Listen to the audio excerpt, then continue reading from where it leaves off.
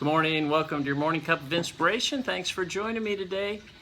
You know, it's harder to get old thoughts out of your mind sometimes than it is to get new thoughts into your mind, isn't it? I think Christ knew that too, because if you'll reflect on the Sermon on the Mount as he was teaching, he said, "You've heard that it was said such and such," and then he said, "But I tell you such and such." He was trying to reprogram them to unlearn some of the beliefs in the Old Testament, replace those with some of the more standard new beliefs in the New Testament. So half our spiritual life and growth is learning new things that we need to know, and the other half is unlearning things that we already know, isn't it?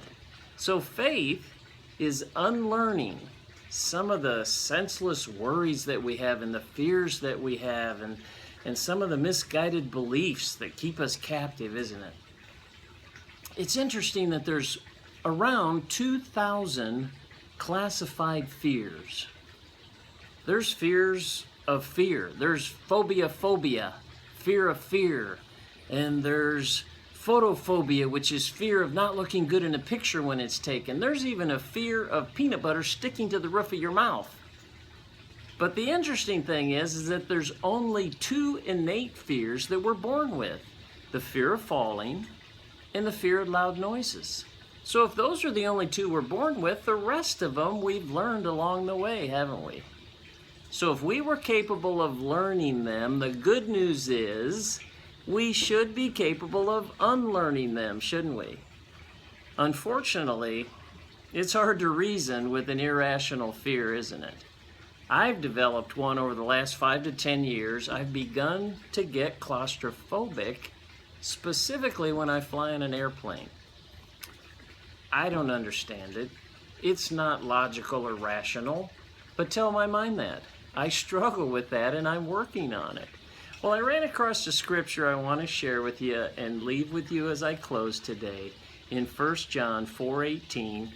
This will help us overcome these fears. It says, "There is no fear in love, but perfect love drives out fear."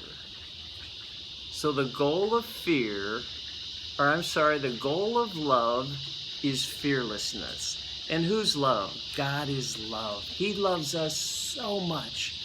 His love drives out fear. Our love for Him, that relationship of love, is what it will take to remove fear from our life, replace it with faith. Faith is the process of unlearning those irrational fears. So can we do it today? Can we love God? Can we accept God's love today? And slowly unlearn some of those fears and worries that we have. I'm going to work on it if you will. Thanks once again for being with us today.